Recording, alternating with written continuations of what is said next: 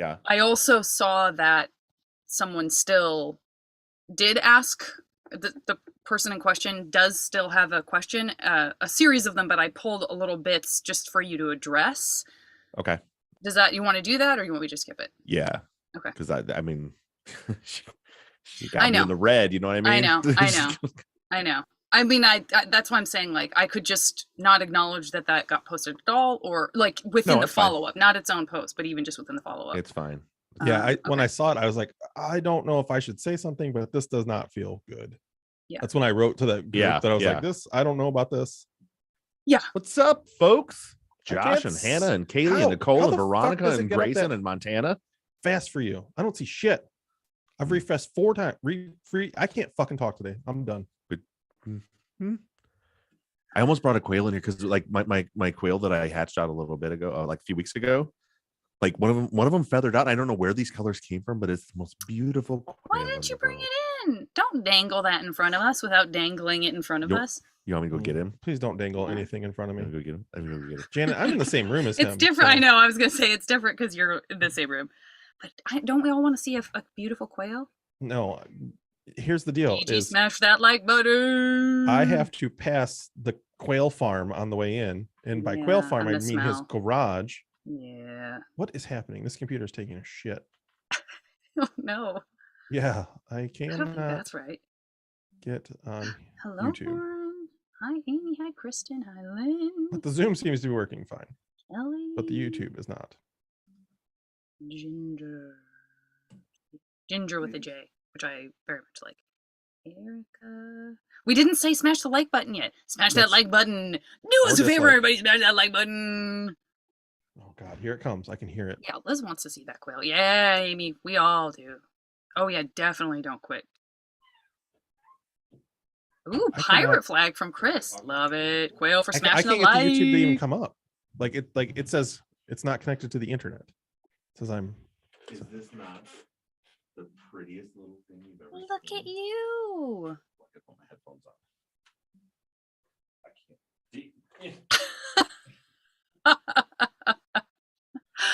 can't. Worth it. I don't know if the camera does him justice, but he's like silver and sparkly. He's so pretty. That's a very pleasant chirp as well. Like very pleasant. He's a good boy. So nice being in here. Oh no, you're not into it at all. You what? He just isn't into it. Just shit. Fuck you, bird. Did you do that? I'm gonna go put him back in his cage. That's probably for the best. That's good luck.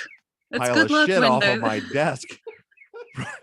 Right there. There's a pile of whale shit. Right there. I mean, I feel like that is the risk you take. I cannot get YouTube to work. I wonder what's going on there. But you see what I mean? Look how pretty he is. Scared voice. Yeah, he's beautiful. Beautiful bird. Shit. I was gonna say any of that color reflected in his shit. Is his shit also beautiful? Close to the same color. Yeah, no, his shit's more brown and white kind of mix. No. Yeah. All right, I'm gonna put you back with your friends. Get a paper towel. Dirty bastard. I mean, he is not happy. And I'm talking about the quail. I don't care about Bob, but that poor little guy. Why would this not work? YouTube will not load for me. But that's never happened seems before. To be going fine. No, it hasn't. Yeah. It's really weird. Did you close it? You like closed it and then reopened it and stuff. Tried that. We'll see what happens. It's not a big deal. It's not a big deal. I'm glad we got at least one. Uh-oh. Dr. Shiloh in the house. Hi, everyone. I'm glad we got at least one poop emoji. That makes me happy. Diapers. Look, my pirate hat's hanging up over here still. I left it in the studio just so it stays here. Now it lives here, so I don't forget it ever. Bonus talk time. Oh, no, Michelle. First of all, Michelle, love that you are on Patreon. Thank you for joining us. And the bonus talk. Yeah, the bonus only comes out. That one's not live. So we'll do that. We do this live, but the bonus video drops on Friday when the follow-up drops. Hope that's helpful. Dr. Shiloh. Woo, Robert, woo, what? woo. Not doing things. Did you try Chrome? Chrome. What's a Chrome? Use Chrome instead of Safari. I don't know what I'm on. Alrighty then. What am I on? Oh, I'm on. Anything been happening on the? I see Dr. Shiloh's in the house. Yes. Yeah, we got a good crew already. Brian, we actually came up with a great title for a Quail podcast in the Patreon section in the first hour. I think it's pretty solid. Yeah. I'll just say this: it combines two of my passions into Three. Three. Yeah. Well, yeah. You say three to make up for your mean thing you said. What's going on here? Every time I see a quail, it reminds me of my childhood. We would have quail pot pies. Oh, you eat the poor little fellers. That's You okay. do too. So do I. I was like, you do too. That's But not that one. He's too cute. As Robbie and I were talking about the other day, because this kind of thing Robbie and I talk about. she's Like eating cute things. she's like, they're adorable. She's like, but what do you do? Do you eat them? I said, not these, because these are pretty. She said, so wait, you just eat the ones that aren't cute? Yeah, that's not good. Where is the live video? It's still not showing me the live video. I don't know. Did you see the comments? There we go. I found it. I don't like this. I give up. Did you? I thought you found it. I did. I'm going home. You guys, I'm going to show, because I'm going to talk about it when we start recording. Oh, we didn't click it. We'll click back in. But I just got an email with some updated artwork that is not the final artwork, but it is. I gotta go back and read all these comments. Close to it. Ahoy, friends. Look, I'm just going to go through the comments and read them as I get there, and you can just pretend that I'm on page. Great. So we got some merch coming, and I just got emailed from our shirt lady. This is not exactly what it's going to look like, but here's a basic concept of what our new shirts are going to look like. Oh, cool. I gotta clear that notification. That's very cool. What do you guys think? That's great. Don't tell him that. It's awesome. Not like the name of my comedy hour that you don't like. Just letting that up there. Everybody see that? Zach, pretty cool. I'll start making fun of it once I have one and I'm wearing it. Yeah. Okay. So what's happening let him there have is, this for now. look, the concept was that we're the outsiders affecting change in the criminal justice system. You see, there was this path, this crooked path that leads to justice, and the outsiders are busting right through it because we don't stay in our lane. Yeah. And no, Michelle, the curve not almost the same looks like an shirt lady. S, so we can be called the Southsiders. Or you could put the S at the end and make it outsiders instead of just outsider. That makes more sense. Unless you want it to be the Southsiders, you idiot. That does make more sense. Nicole, my shirt says your opinion doesn't mean shit. Somebody says it's hard to see it. I'll try to get as close as I can. Zach, don't bring up shit. It's too soon. Not after the trauma that Bob just experienced. Your opinion doesn't mean shit. Best I can do.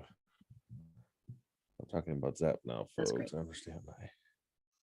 Yeah, I can see the comments now, Jill. So yeah. So will it be on clothes like a hoodie? Yes, Lord. So because it's fall winter time, we're gonna do that design.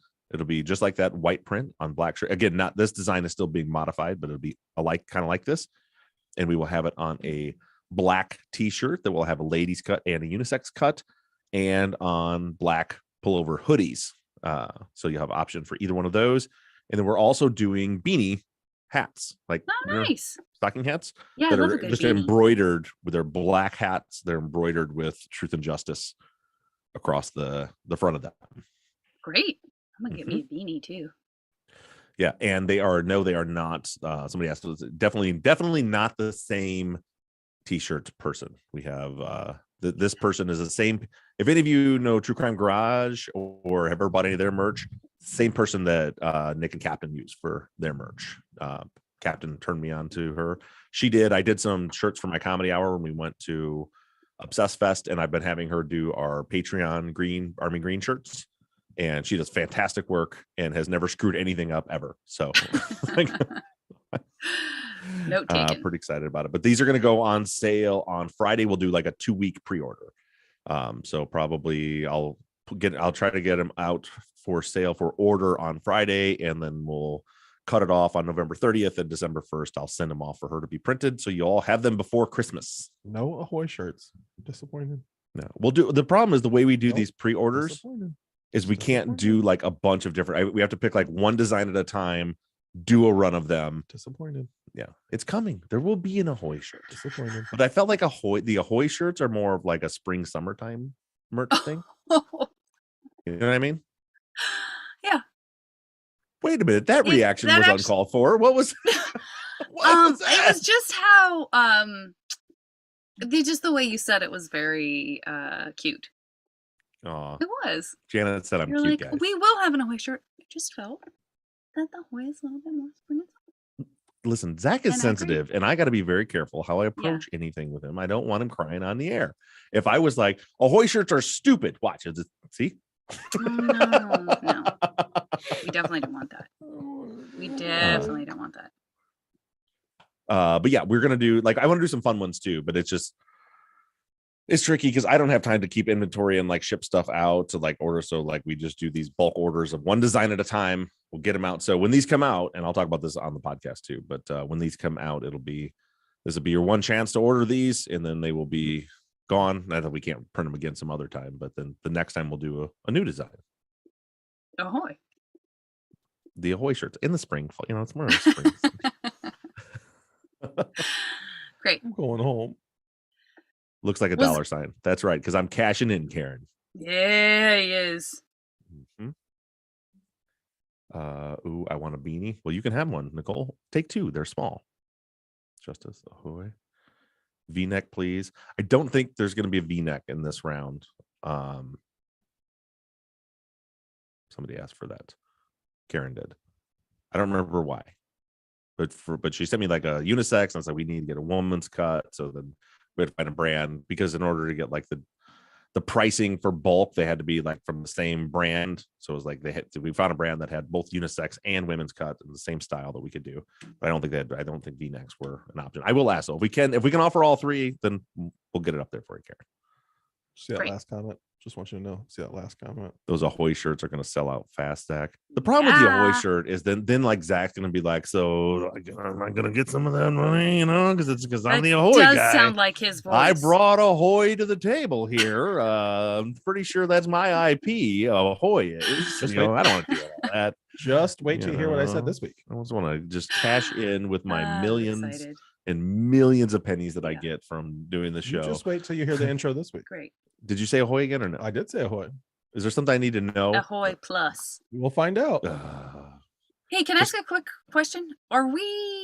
This is still not the official podcast? Aren't you going to just make the same announcement about the merch on the In recording? a much more concise way, where Nice, I'm not okay. showing it on camera. Oh, I felt that was very concise.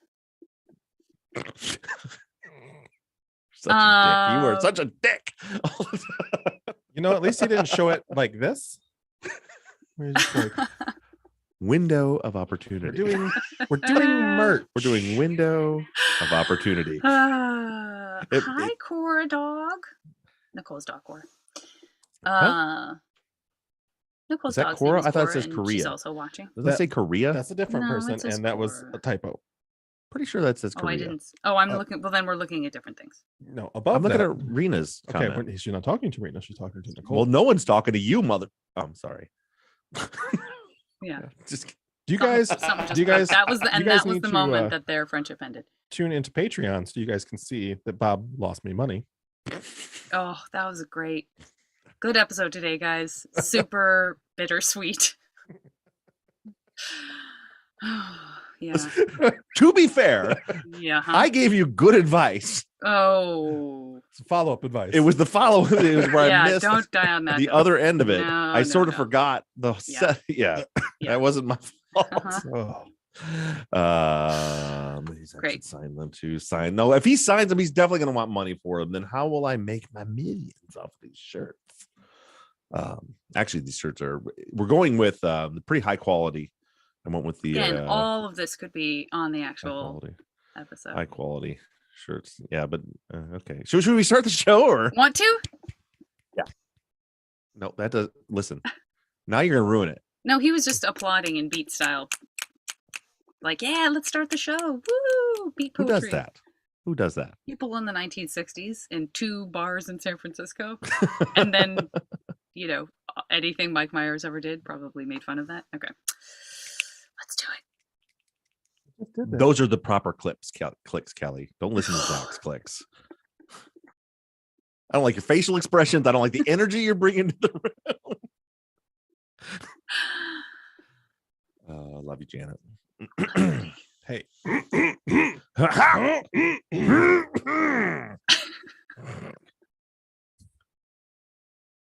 If this were a horn, I'd be leaning on it with my forehead right now. All right, I'm gonna get sappy. I needed you guys today. Thank you, dude. I'm so glad I missed. Do it. You're gonna make me cry. I'm so Why are you doing this now? Were you waiting to start the show to do this? We're done. We just did the start the show thing, and I had my finger meaning to push that right as you said. I'm so glad I missed. You're like, I needed you guys.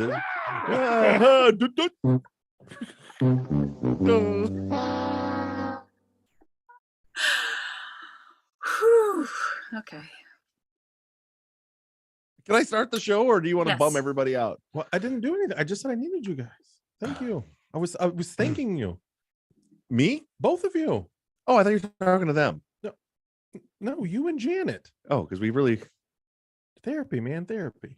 That's right. Because I don't go to real therapy, so I need something. That was the tagline for the Off Duty podcast. Off Duty. This is therapy. Did you ever? Should we start the show? Hang on.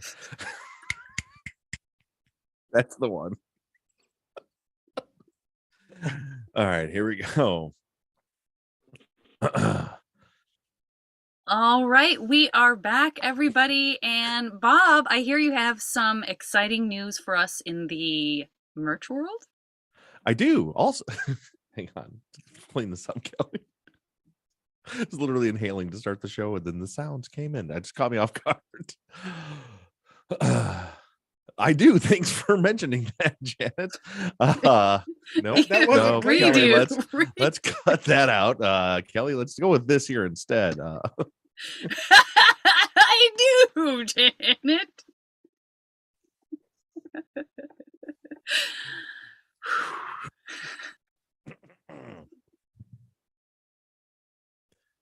Yeah, you guys have been asking for a long time, for ever since we did the West Memphis 3 shirts, for us to do some more merch, and we are finally doing it. I finally got off my butt this week and talked to our new merch person that is taking care of our shirts. Some people asked in our YouTube chat before we got into this. It's the same person. It is not the person that's doing our merch now is the same people. If any of you have ever bought anything from True Crime Garage, the captain turned me on to his merch lady, and she's the one that is handling this for us. She does great work. If you're a patron and you've gotten your Army Green Patreon shirts in the last 6 months, those all came from her. She does great work. Or if you bought one of the Comedy Hour shirts at Obsessed Fest, also from her. So this is what we're going to do. We can only do one design at a time. And I know there's a bunch of people that want Ahoy shirts and stuff and all that stuff. So we've got some fun ones that are going to come out. But I wanted to get something out so that before Christmas time, and we got to do it a pre-order style. So by the time you're listening to this on Friday on our website in the shop, the shirt should be available for pre-sale.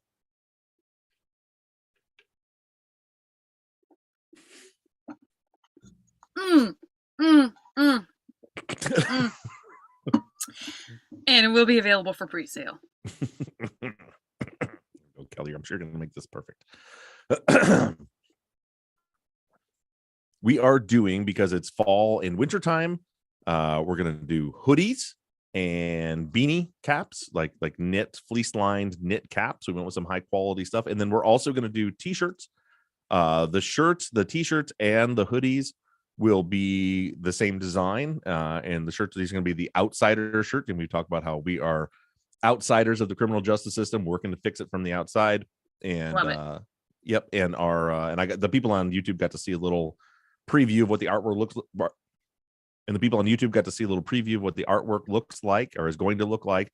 The concept is there's like the road to justice, and the outsiders are busting through, because you know how they're always telling us to stay in our lane.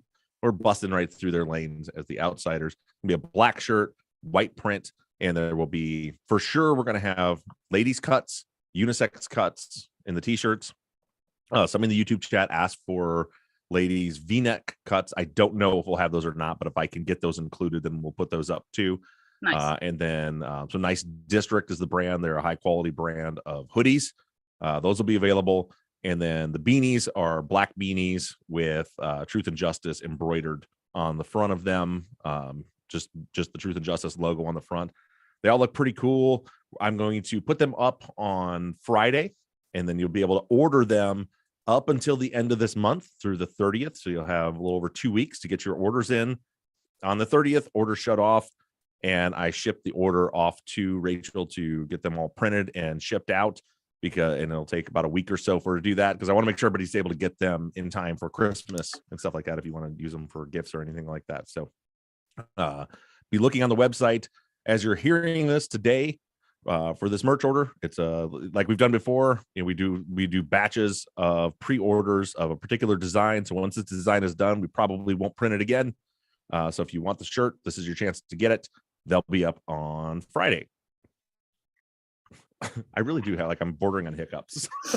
Well, so far this is definitely more concise than before we started. That's right, Bob. Will you tell Janet that I'm not speaking to her for a little while? I can't say things like this on the air. If we weren't recording, I would tell Janet what you told her. But Shiloh says, "Whatever you pay Kelly, it's not enough." Let's go ahead and second that. Yeah. Gonna go ahead and give a strong second to that. Yeah. And as far as housekeeping goes, before we get going with today's episode, I decided, as you guys know, in November every year I take a week off and go up to deer camp. I was trying to work on getting episodes out, and then at the urging of my wife, I'm actually going to take a week of vacation, and we're going to take a week off from episodes. So there will be no main episode this Sunday, and there will be no follow-up episode next week. All of us, me, Zach, Janet, Kelly, everybody's just going to take a full week off. Not completely, because there are still more interviews I want to get out. So I probably still am going to, through this week, push out some bonus interviews that I want to throw out throughout that time. So there will be something to listen to here and there throughout the week, but there'll be no official main episode and no official follow-up episode next week, because we are taking a week of vacation. And while we are on that topic, we'll be doing the same thing again the week of Christmas coming up. So those are our 2 weeks where we're just taking the week off. So that is what's coming up soon. As far as what is coming up, I'm working on a financial episode. I wanted to touch on this before we move on to this week's content. I'm still working on that. I was hoping to have that be the episode on the 20th. I don't think I'm going to get there quite yet. The finances are proven to be much more complicated than I had anticipated. Not so much they're complicated, but analyzing them and trying to understand what's going on, which is the purpose of doing the episode. Is I want to correct, like last week I said that it looked like John wasn't depositing money in there, as I've actually broken down the records this week. That's not true. It looks there's actually each month there's tons of deposits going in, but they're all ATM deposits. In the recent months right before the murders, there was less going in than there was a year before. And that's so what I'm working on now is trying to find the thing that changed. I've told you guys before, when it comes to arson investigation, murder investigation, whatever it is, you're always looking for the thing that changed. And so that's what I'm trying to identify. I'm also trying to identify, we can see through like debit card. I mentioned there's a bunch of ATM cash withdrawals. So what I'm doing is breaking down month by month, because we have a year's worth of statements where, like, what are they spending money? Like, for example, you can see charges on the debit card to Vaughn's grocery store, like every week. So you can say that they're using their debit card to buy groceries. And so I'm organizing all that. So then we can say, okay, so the cash withdrawals aren't being used for groceries, because we see how they pay for their groceries. And the cash isn't being used for buying gas, because we see how they pay for their gas and other bills and stuff like that. So I'm trying to break all that stuff down, sort it out, so we, by process of elimination, at least know what the cash wasn't being used for, and then look at the deposit histories and things like that that are going on, deposits going in, cash coming back out. So all that stuff is what I'm trying to break down. I have the data, but what I'm working on is trying to analyze the data and come up with some actual usable knowledge for us as far as what all of that stuff means. So that's what we're working on. But that probably won't be the episode on the 20th because I've got 2 days left in this work week before I leave, and I'm just not ready to record it yet. So it'll probably be more. We're sticking with right now victimology for John and Vicky, figuring out that all of the things that we have still left laying out there right now. That'll end probably with the financial stuff, and then the Robert and Christian investigation will be coming after that. Okay. Well, thanks for wading through all the finance stuff. People, that's their full-time job, is doing what you're doing right now in the midst of everything else. So it's tricky when you have people that with all this cash in and out. It's weird, and the deposits, like it's really hard to identify. I thought that I had identified what Vicky's paychecks were that were coming in. But then a couple of listeners showed me that in one of the crime scene, I didn't even notice this, but in one of the crime scene photos, there's actually a picture of one of Vicky's pay stubs. So we know how much she owed and how much that check was for. So we're able to then match that up with the deposit and figure out which deposits were hers, which ones were John's. John was using that account. He was depositing money in the account. I was wrong when I said that last week.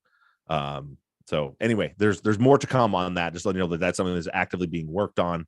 We're going to have this week off. You're going to get some more interviews. We're going to get a lot more information, I think, in these next couple of weeks about John and Vicky. Great. And I'm still holding on to a lot of finance questions that if we discover that they've not been answered in the finance episode, we can tack them on to the follow-up. So if you're wondering why your question hasn't been asked, and maybe they will be asked after the finance episode. There we go. Sounds good. And then what'd you guys think about Chuck? He was really endearing. Like it was nice to hear from him. I listened twice, and to be fully transparent, I understand victimology. I didn't get a ton out of it for the case, but I mean, he was a very endearing fellow. He seemed to really care for Vicky and the girls. Yeah. So, I mean, I kind of took a lot of that away from this interview.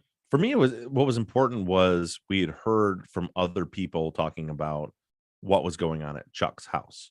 Yeah. Particularly if you listen to the bonus episode, Ron and Liesl Friedley's 2018 interview or 2015 interview. I don't remember which year it was now. Yeah, 2015 interview. We heard all the stuff that was going on at Chuck's house. And when I heard that and wanted you guys to hear it, I thought it was imperative for you to hear Chuck explain what was actually going on at his house. Yeah. So I do have a quick question before we go too far. Do we believe that Chuck is an ex of Vicky's? Because I never kind of took that away. I mean, do we have people definitely had questions about the dynamic of Chuck and Vicky's original relationship. Yeah, Chuck kind of danced around it a little bit. But essentially what I took away from it was, they're saying, well, did you guys have a romantic relationship, whatever? And he was like, well, with the distance and stuff, it's hard to have a relationship when you live 2 hours away.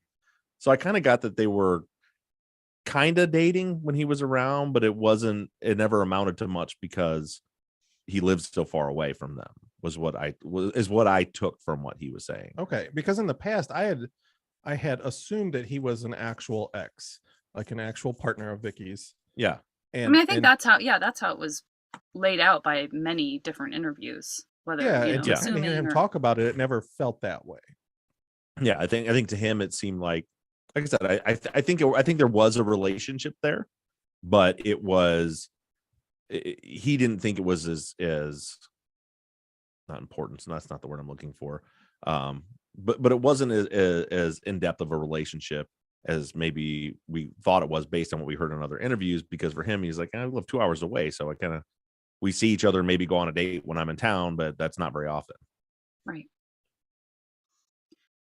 Or is that you silently waiting to hear my opinion without asking? Yeah. No, I agree. And I thought that was interesting too. We all come at this stuff with our own life experience, and sometimes that's helpful. A lot of the time it's helpful. Sometimes it sort of guides us in different directions because we have that bias. But he really reminded me of a couple of my dad's friends that I knew growing up who sort of did almost want to have that sort of godfather type role where they didn't have families of their own. And they had different reasons for not having families of their own. One of them, I think, was asexual, possibly gay, or not even necessarily, gay, may have been asexual, but just never had a family and was a wonderful, generous, warm, loving person and had money and kind of didn't have a direct person to share that with, and so was extremely generous with friends and sort of thought of his friends as family. So that's what came up for me. I'm not saying that that's who this person was, but like I said, we all kind of have our experiences, and that's what came up for me, was the feeling of like, oh, I feel like I know this type of person. But yeah, and that's the same thing. And we have a little bit, when Chuck passed away, some of us were able to see, like, on Tiffany's the social stuff that she has public, that she very obviously loved this man dearly. Her kids loved him dearly. They thought of him as a grandfather, and it seemed like she was pretty devastated by his death. It seemed to me that they had a wonderful relationship. That's nice to hear. That's really nice to hear. So with that being said, like I said, Jasmine, Scott, some other folks had that same question that you had, Zach, about how their relationship began and kind of what it ended up as and all that. So I feel like we've kind of touched on that, but we definitely have questions from people who were kind of pulling out victimology from things that Chuck was saying and hoping to maybe fill in some more blanks or potentially fill in some blanks from things that he said that we can compare against what other people said. So do you guys want to get into some of that? Yeah, let's hear them. Okay, great. Chris, just really quick, wanted to clarify. Chuck mentions that it was Tuesday that Tiffany and the family heard about the deaths, and maybe we've gotten some different information on that in the past. Do we know that that's the case? I didn't take it that way. To me, I've said this time and time again, that when people start talking about particular dates from long times ago, I give people kind of some leeway there. And yeah, he thought it was Tuesday. We've heard from Tiffany. She found out on Monday. Yep. Everybody seemed to have found out on Monday. This is 10 years later. So I'm assuming, it doesn't mean that's 100% accurate, but I'm assuming he just had the day of the week wrong. Mm-hmm.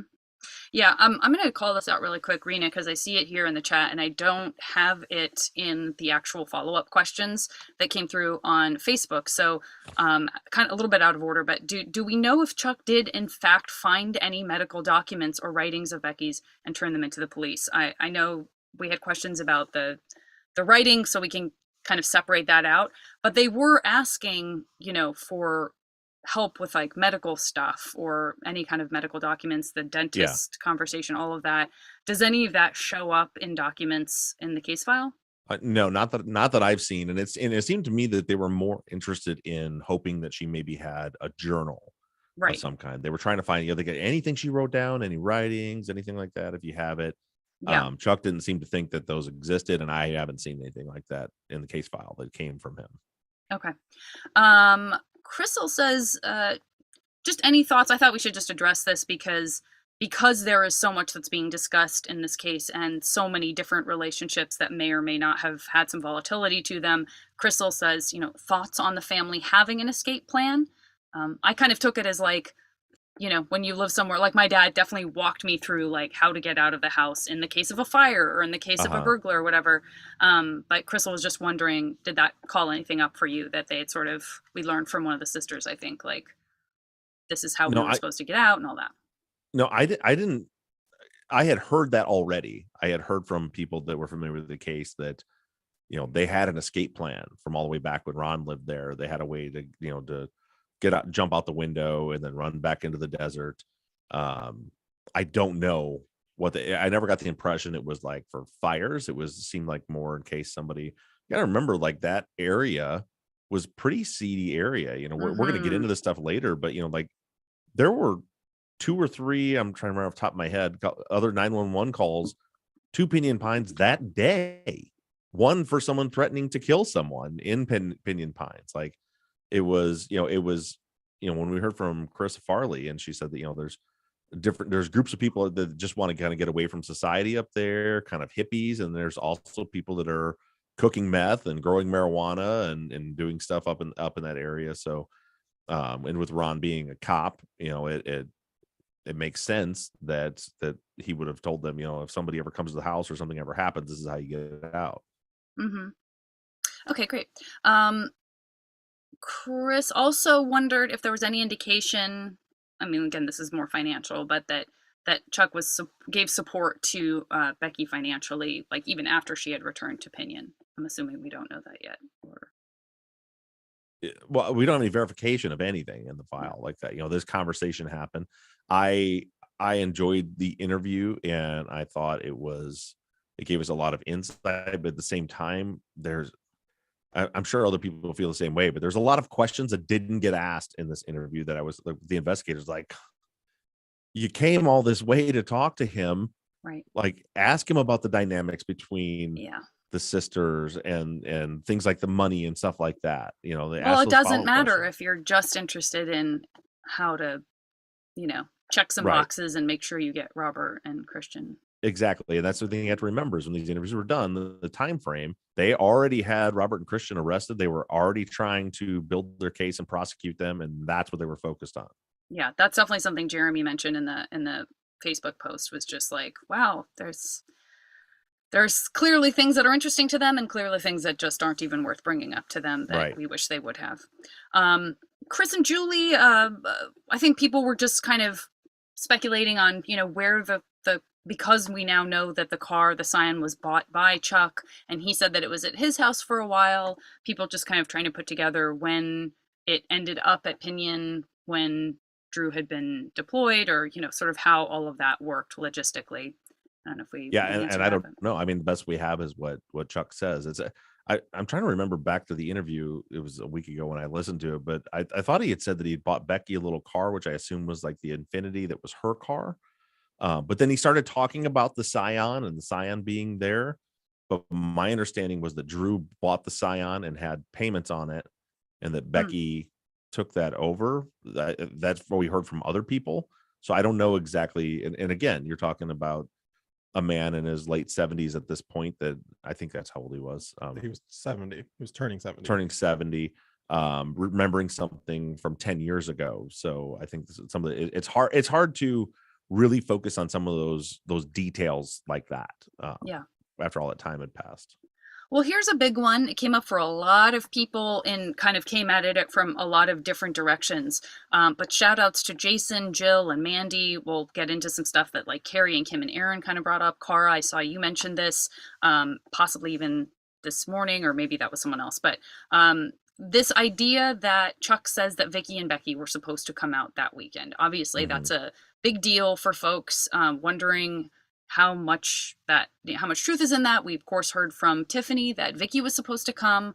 Now in Chuck's memory, he sees it as being both of them, which also stretches out into this general idea of, was Becky moving back to Chuck's? Like, was that why the stuff was in her car and we heard that she was going to be moving somewhere? Because we hear the story from Chuck about the nursing program and about how well Becky was doing out there, which we also heard from Tiffany. So I guess to start that specifically, wondering what you think about this idea of Becky possibly being there that weekend too, which someone else pointed out, like we don't know her to have taken off work or anything like that. Yeah, I don't think he's right about that, because and granted, there's always the possibility that discussion happened and didn't play out. But what we know is that Becky worked Saturday. She was supposed to work Sunday. She was home all weekend. It doesn't seem like the weekend was over when this happened and she hadn't gone up there. So I think he's just wrong about that. But it could be. And also, don't remember, we heard from Tiffany that 3 days after Becky was killed, and she didn't say Becky. She said her mom was supposed to go, but not Becky. Right. And also, she hadn't even talked to Becky in a week because they had that disagreement about her supposedly like telling some lie to her ex-boyfriend or something. So I don't think that I don't think Becky was supposed to be there that weekend. Now, with that being said, was Becky maybe thinking about moving back there to the nursing program? That seems like a bigger thing to remember. Like there was this big thing that she was planning on doing that maybe memory might be right. Mm-hmm. But again, we didn't hear about that from Tiffany either. Right. Yeah, I don't know if it's Kara or Kara, sorry. But also the job at Outback raised some questions for people, because everyone was thinking of the Outback job as being in the desert, but the way Chuck was describing it, it almost sounded like the Outback thing was closer to him. Any thoughts on that? Yeah, I had the same question. And again, they didn't follow up on that, but we had heard the story where she was trying to get a job at the Outback Steakhouse. We've heard this from a few people, and someone else was also trying to get a job that Becky had some history with, that didn't get along with. Right. And they ended up neither one of them getting. We'd heard that story, which I assume happened down in the desert, and then we heard Chuck talking about an Outback.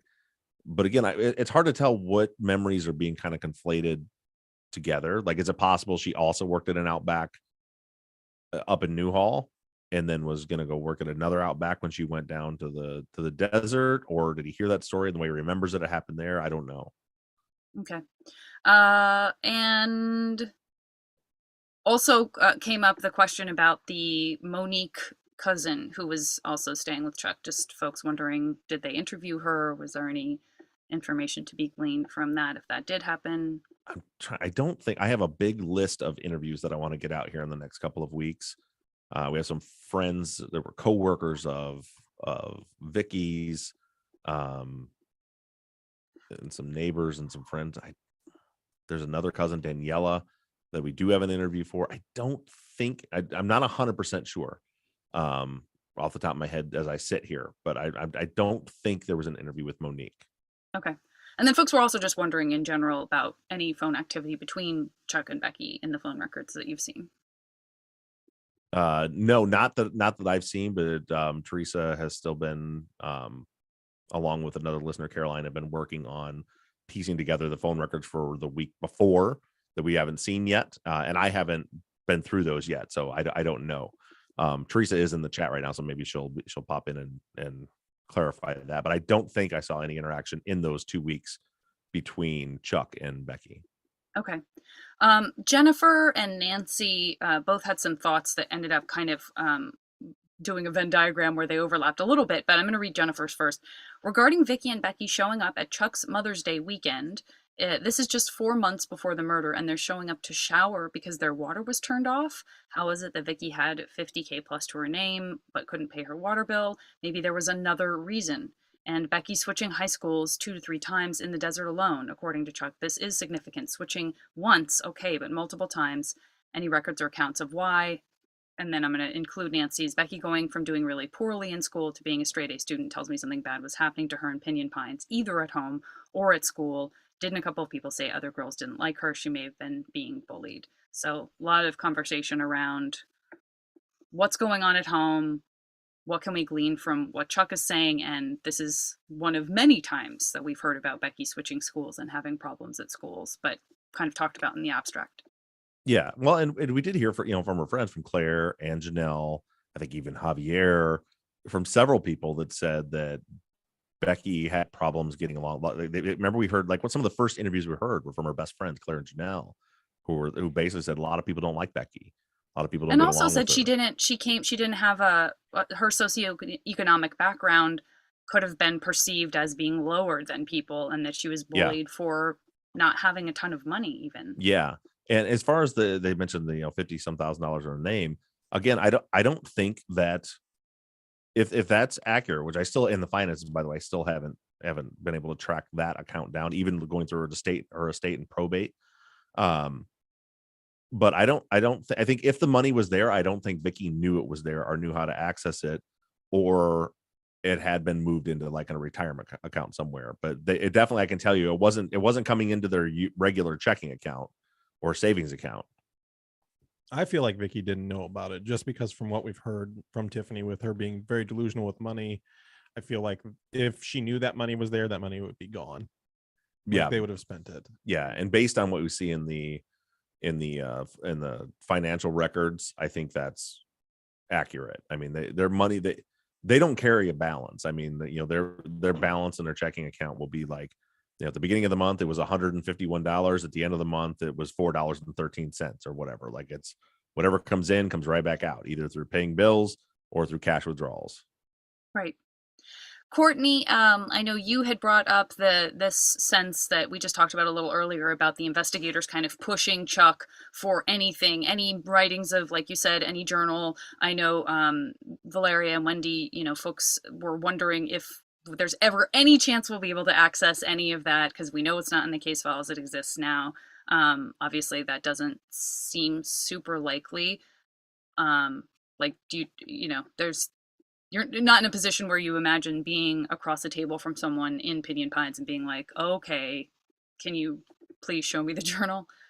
Yeah, we don't even want to exist. I mean, there's mention of it in the beginning of like her diary was in the car, and and I'll go through at some point, like, but there's not a lot there, but there are notes in the police file that are notes she was passing back and forth with someone in class, which doesn't explain a lot, and they're not dated, so we don't know when they were from, but she's passing notes back and forth with some guy in class and asking about the weekend and talking about what they were doing and stuff. Nothing significant there. In her biology book, she had written some note, like phone numbers and stuff down, but those are the only writings that I've seen, which is really frustrating, because in the inventory we hear that she has a diary or a journal in her car, and then it's not in the file. It's never referenced. So I don't know. And the investigators talk about what a great writer she was. That she's a terrific writer. So people are reading stuff, whether it's a great paper that they, came across and read or whatever. But sounds like there's more than we saw. And I think it was Valeria or Wendy, somebody mentioned, that sort of interesting part of the conversation where the investigators were like, so anyway, if Tiffany might have something, like, interesting. Well, maybe don't tell her that we talked. Well, you can tell her that we talked, but like, what do you feel about that vibe that everyone was kind of getting from the conversation about Tiffany and the cops? I don't know. Real quick, did you have something to add to the other part? Well, I'm curious as to, so we know that the biology book is there, and we know those notes are there. Are those from, she's taking college courses, right? At this time. So are those from college, or are those from high school days? Because I feel like that's two very, she graduated the year before. So that could be vastly different information. Great. But well, the biology class she was taking, we know she was taking a bio class in college. Okay. The notes back and forth, I don't know. Like I said, they're just like notes written on a piece of paper. So there's nothing to really tie them to, as far as when they were written or anything like that. Because those aren't helpful unless we have some way to pinpoint them, because it could be vastly different people. I mean, if it's in college, that's a numerous group of people that from all over the place. Yeah.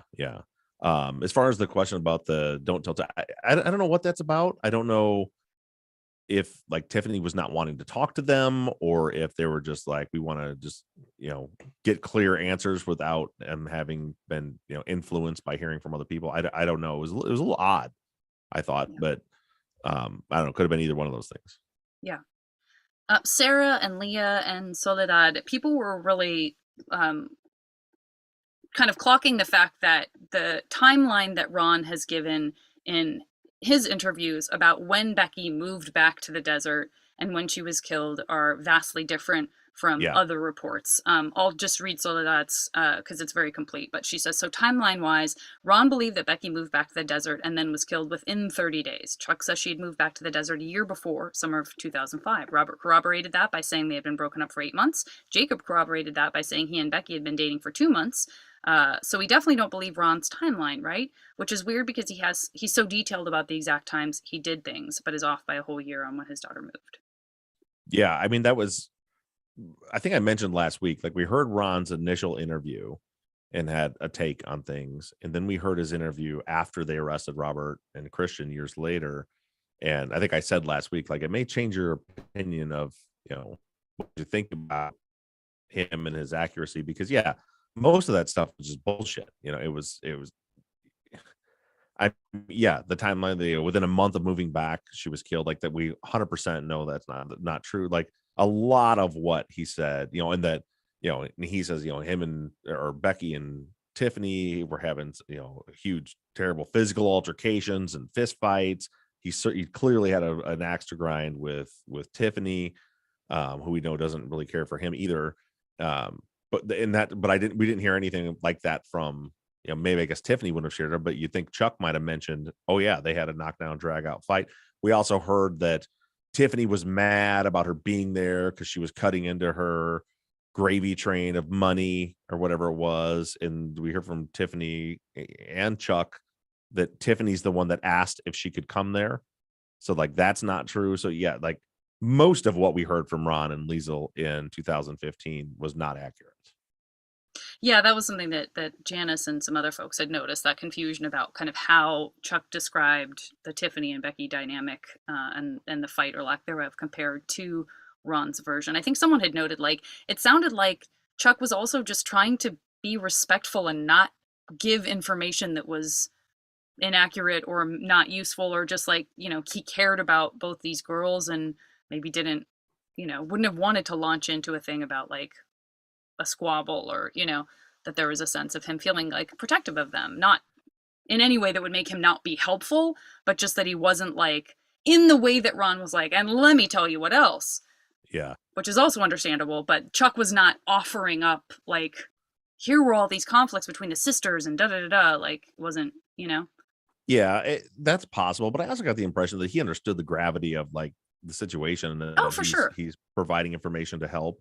And I might lean that way if it weren't for the fact that everything else that Ron said was just, easily disproven, right. So it's like, if it was like everything Ron says is true, but he also says that this fight this physical fight happened, well, maybe Chuck just didn't mention it, but it's like when she left, why she was there, the conflict over money, all these things happened that didn't happen. And he says there was this physical fight with Tiffany. I don't buy it. I don't think that was the case. Like I said, the biggest thing is he starts that out by characterizing Becky moving there, trying to tap into the money that Chuck has, and Tiffany being angry about it because she was taking the money out of her hands, when again, both Tiffany and Chuck say it was Tiffany who asked if it was okay for Becky. It was her idea for Becky to move there.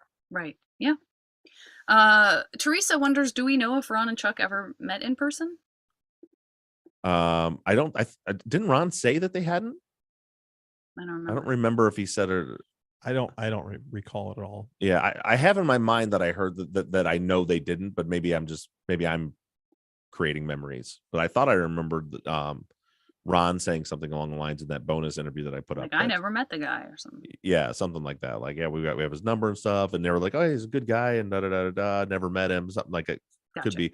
I'll say this: we don't have any evidence that they did meet. I don't think they did. Got it. Okay, and then we definitely had a couple of folks who sort of, their sense of the interview and their interpretation of the interview and Chuck was different than other folks, and they did feel like, we should give him the attention that we've given other people in terms of whether or not he could have had a motive, and whether or not there were dynamics happening in that relationship or those relationships that Chuck had with the girls that would be cause for alarm. I know Sonia had mentioned, that he had seemed to have a lot of information and knowledge about like how long it took to get there and how far apart the houses worked, and that, what was his alibi solid. Felt like,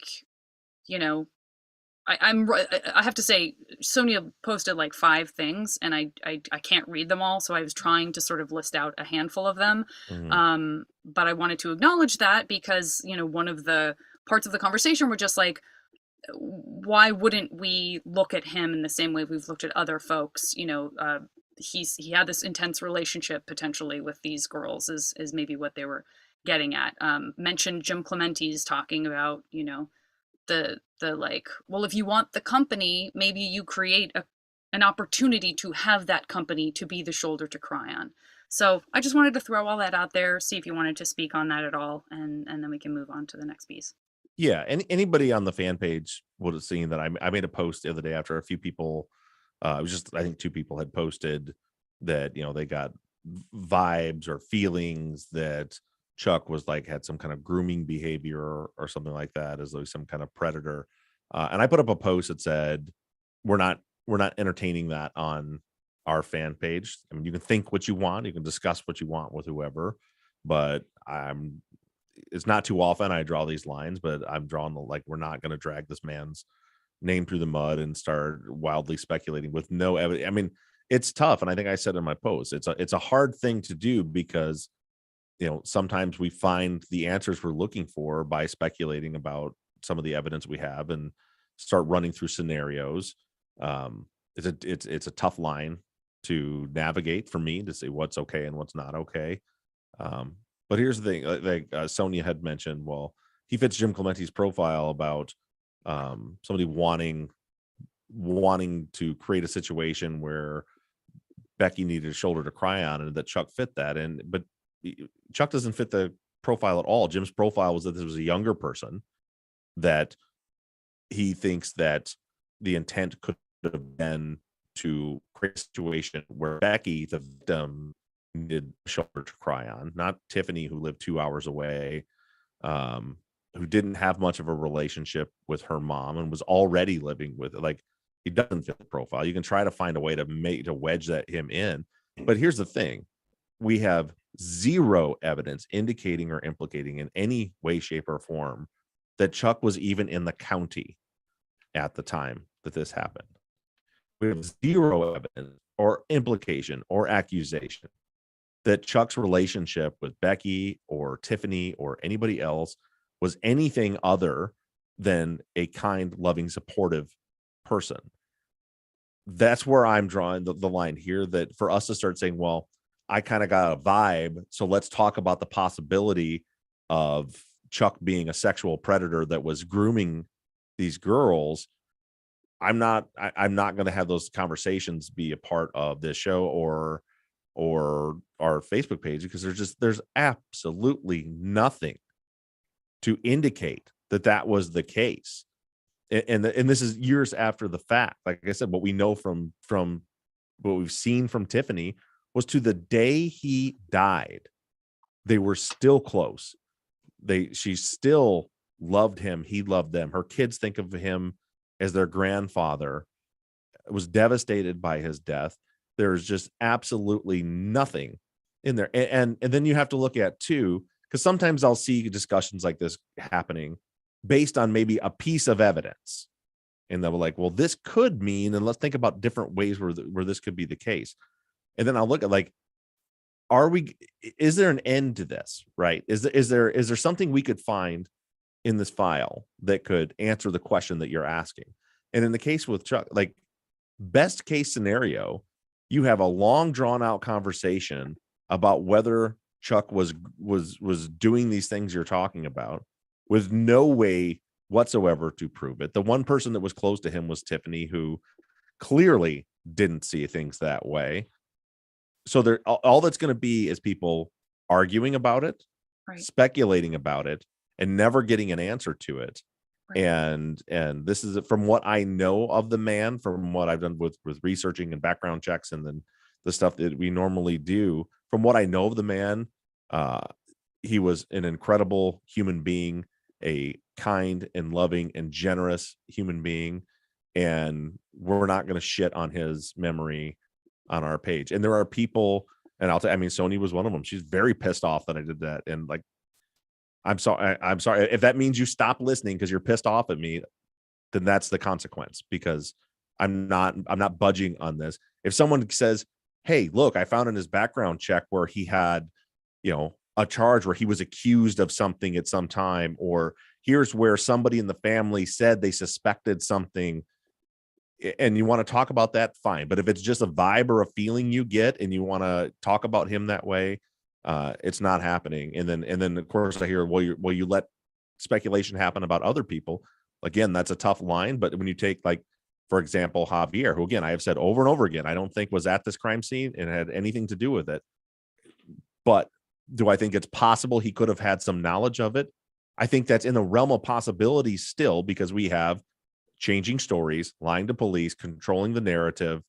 There are issues that still, you could see how he's got this connection to Jacob, who doesn't have an alibi, whose phone wasn't working at the time, and if there's something there that indicates this person could still be connected, then we can carefully have these discussions. But you've also heard, with Gray, with Josh Airney, with Ron, where it's, we've looked through, we've examined everything we have and to Austin, examine it. for example, like we've looked through everything that I see that we have to examine, and I don't see these people as having any connection. So we need to stop spending our energy discussing that, because there's nothing there to indicate they did.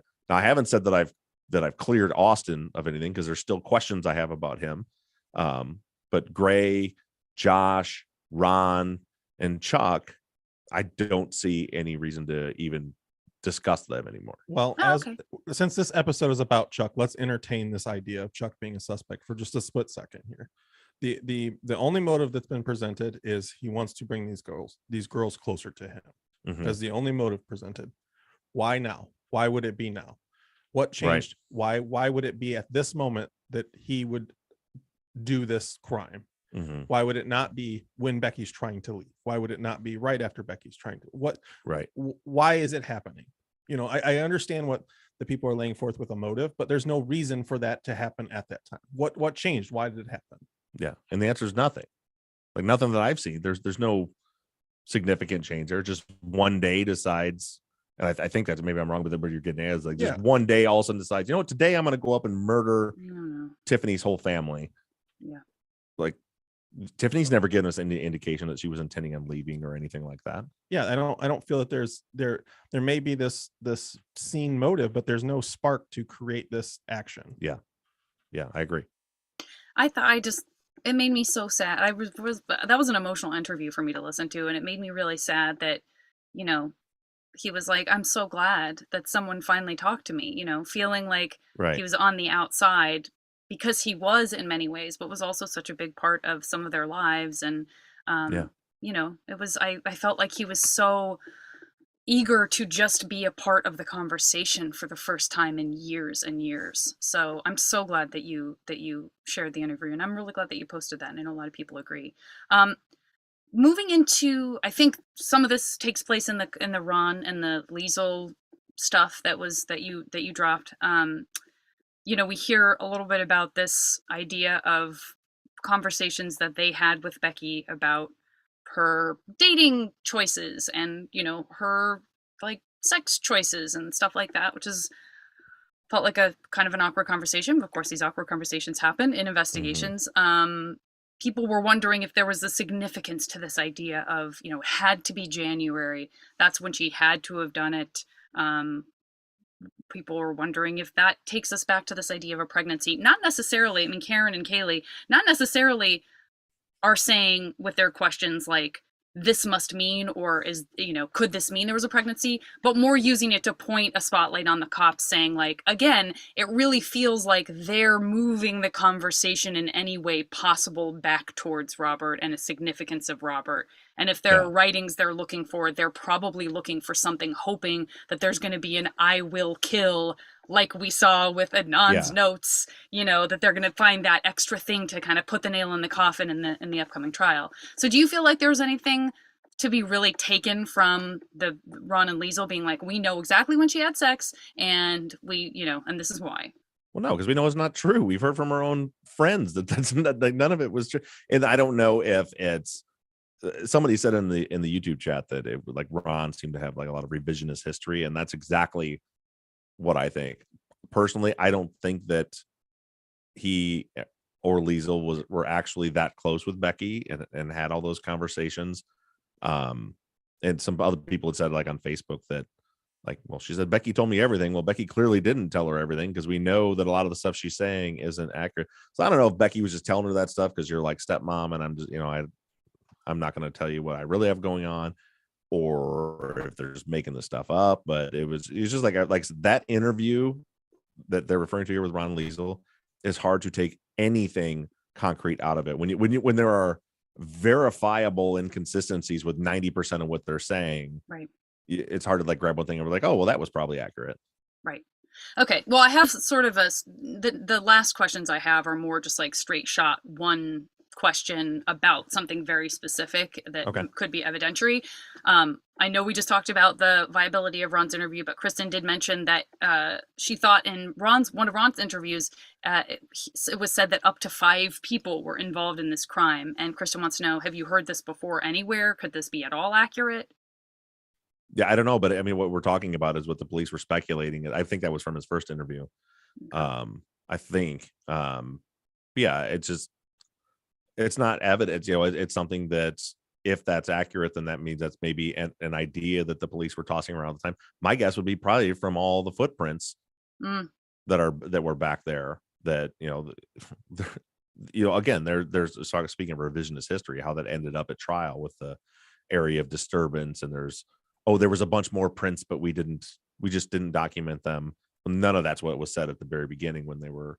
But you can see from the photos, like there are prints from multiple different brands of shoes there. None of them matched any of the shoes other than, one of the prints were from a Vans shoe, and Robert owned a pair of Vans shoes, but not those Vans shoes. They didn't match those shoes. Right.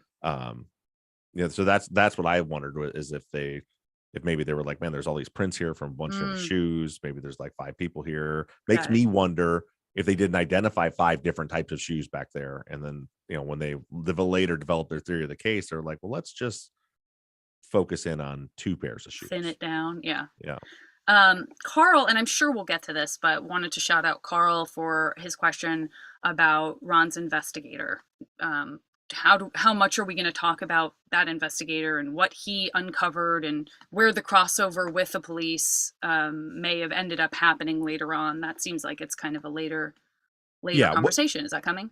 Yeah, we're going to get into the forensics, the things that honed everybody in on Robert. Like I said, everybody's, obviously myself included, want to get into the Robert and Christian discussion, but some of you are going to be very disappointed as far as the case against Robert and Christian, because you've pretty much heard it. You've heard their interviews, and then there's these, the DNA on the card, on the business card, and you've already heard the phone evidence, is how they said it could possibly be, if they were, all circumstances were exactly right, that maybe they could have accomplished this based on the phone records.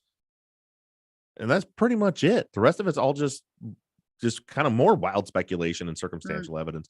But so we're going to get through all of the rest of the details about the case against Robert and Christian, and then we'll get into Bolaños's investigation and how that intersected, and then how the case against them, how it was brought. They were arrested, then the charges were dropped. There's a bunch of political stuff going on there. We're going to get into all that. Rearrested, retried, all that stuff will be coming later. Okay. Teresa says, does the FBI report or investigation on Ron line up with the timing of any of Becky's moves to Santa Clarita, from Santa Clarita? Are you seeing any relationship in timing on that? I guess we don't know exactly when Yeah. And Teresa, who's in the chat right now, is one of the few people on that page that has my phone number, Teresa. You could just ask me the question. Maybe she wanted everyone to hear the question and answer. I think that makes sense. But the answer, we don't know. We still have not been able to identify what the FBI investigation is, or I don't have any way of answering that. Yeah. Well, I think she was saying, like, even if we don't know what it was, can we put pieces together about the timing of when those questions were being asked of Vicky? But it's so vague, I guess. Yeah. I mean, it's a great question, though. Great question. She said, or who told us?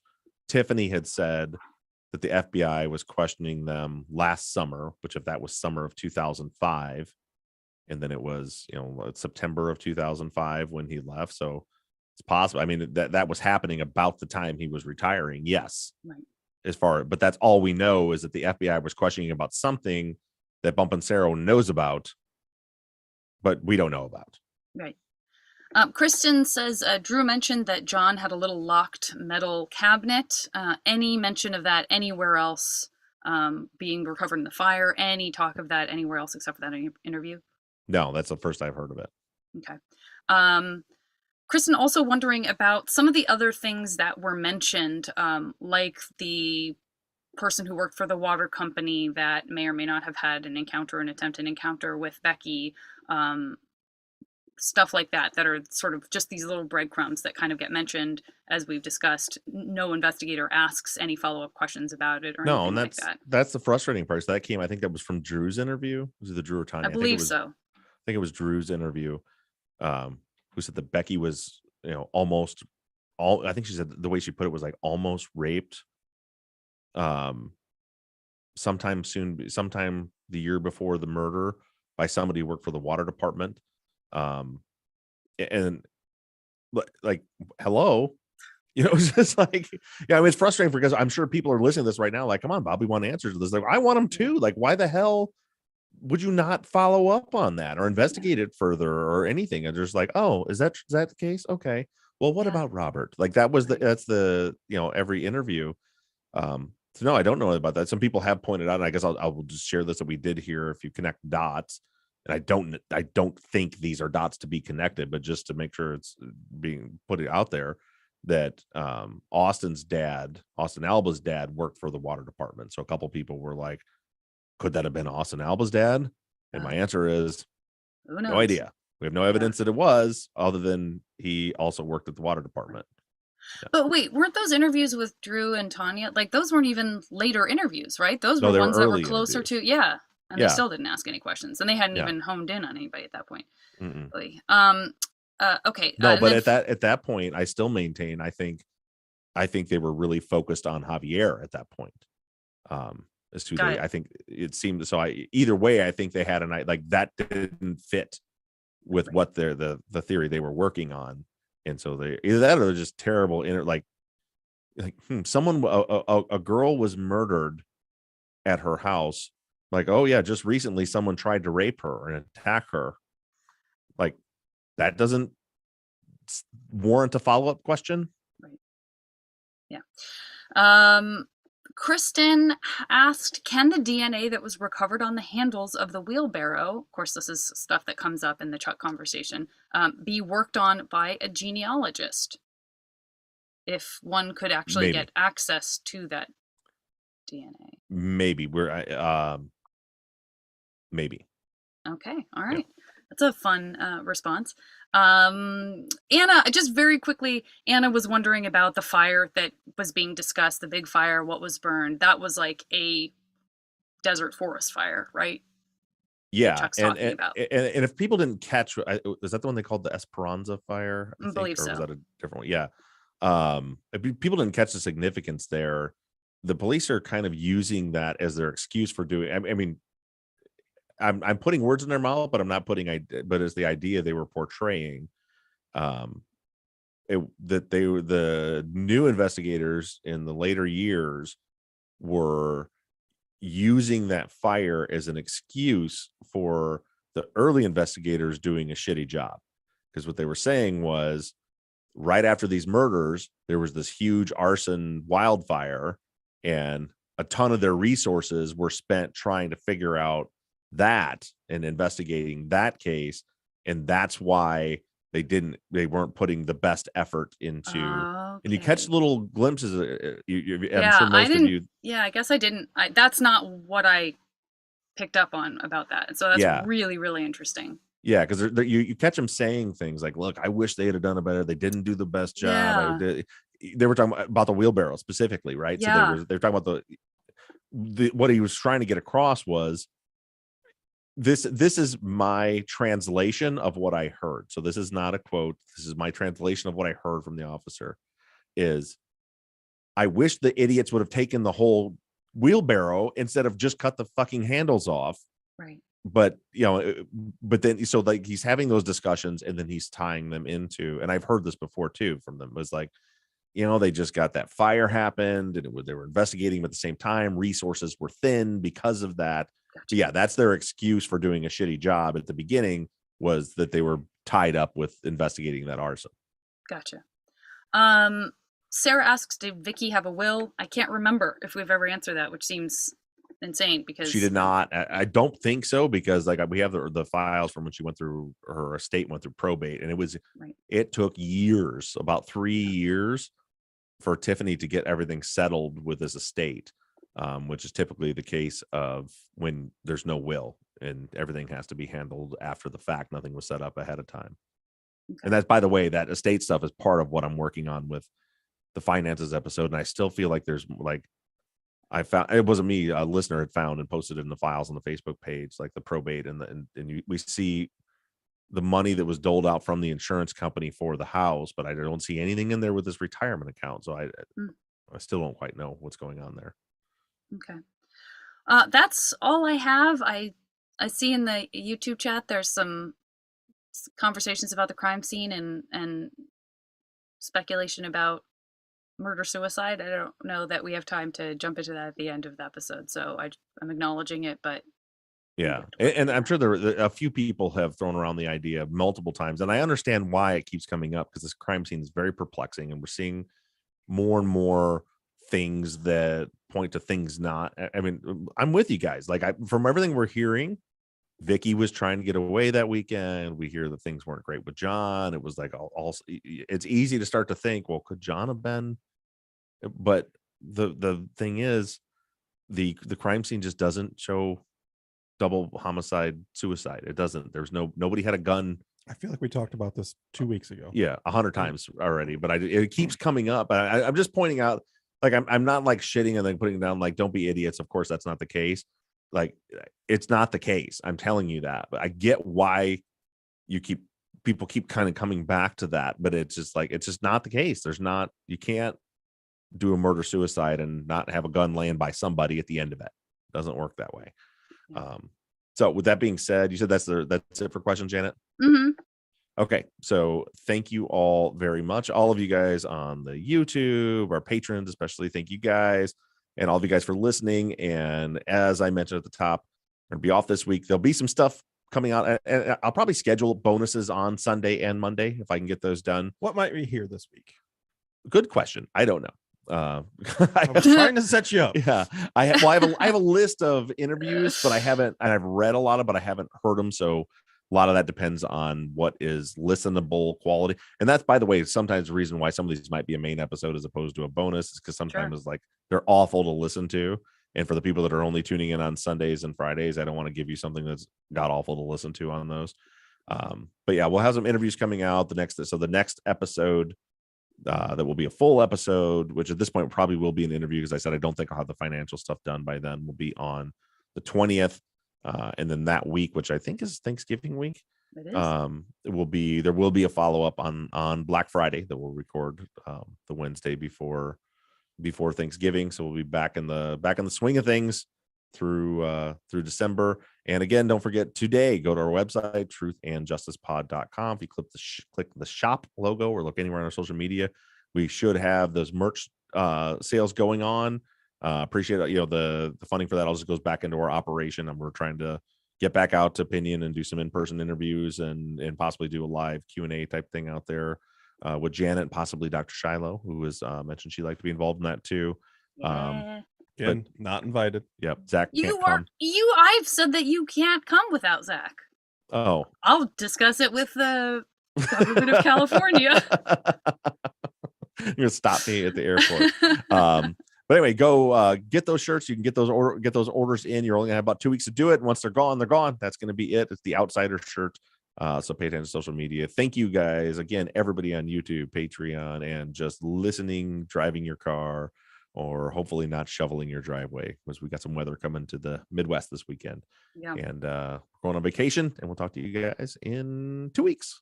Thank you guys. Thanks, everybody. Happy birthday, Sagan. Oh, happy birthday, Sagan. When? Friday? This weekend, yeah. Oh, yeah. So when it drops. I'm going to hit stop on the thing. I got it all And end with a happy birthday, Sagan. There we go. Good. And then do we have health records for John? No, we do not. Just cleaning up some of the last little bits on the YouTube before I shut it off. You can't take a whole house, so you couldn't. Yeah, that's it. I hope that's sarcasm. I said you can't take the whole house, so you couldn't take a wheelbarrow. That was, another excuse. Like, well, you can't take the whole house with you. It burnt up. Bye, YouTubers. Yeah. Thank you for joining us. Ahoy. Whatever the opposite of ahoy is. That. Might still be ahoy. I don't know. Yeah. Good boy. That's what I say to my dog. Is it like aloha, where you just say it all the time? Yeah. Ahoy, ahoy, ahoy. Ahoy.